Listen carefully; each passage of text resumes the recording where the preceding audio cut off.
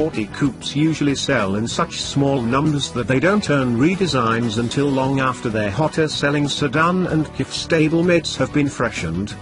But because BMW snuck a 4-door Gran Coupe into the 4 Series lineup, accounting for more than half its volume, the model has sold 400,000 units in 4 years, earning itself a redo.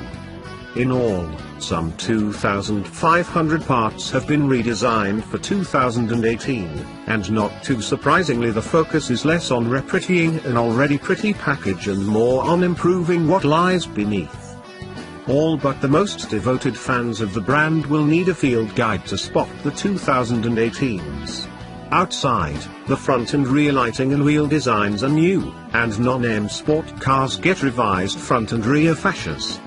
There are also 2 new colors, Sunset Orange and Snapperox Blue, named for a beach on Australia's Gold Coast. The front fascia reboot connects the formerly separate lower outboard air inlets with a trim strip that aims to visually widen the front end.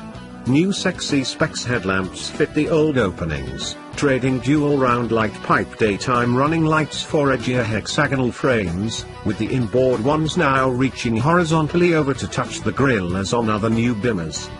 The outer pair now provides full LED illumination, featuring fixed or optional adaptive beam patterns, as part of the $2,100 executive package.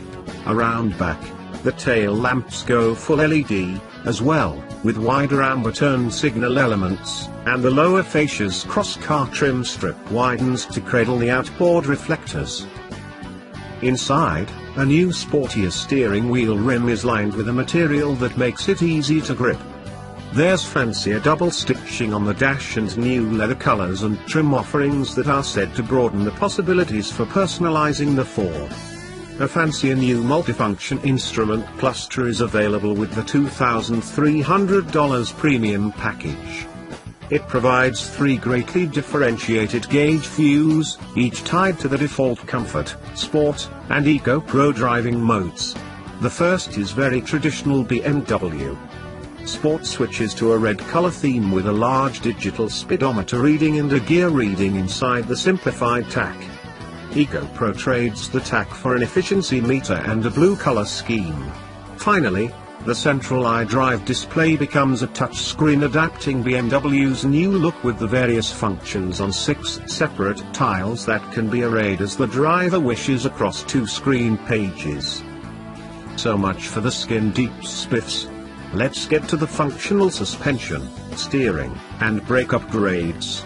All 4s get new faster-acting anti-lock brake actuators, with lower inertia moving parts, that improve braking precision and should shorten our 60-0 stopping distances by a few feet. Revised steering tuning yields slightly more effort just off-center, giving way to more linear response thereafter.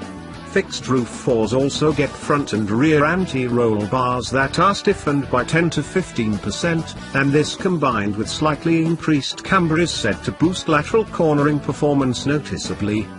New damping technology increases the preload on the shock absorber piston and affords broader tuning possibilities, including improved low-speed body motion control. Order the Adaptive M suspension, $700 by itself or part of a $1,700 track handling package, and you'll supposedly feel an even greater difference between the comfort and sport settings. Again, these damping changes do not apply to the convertible.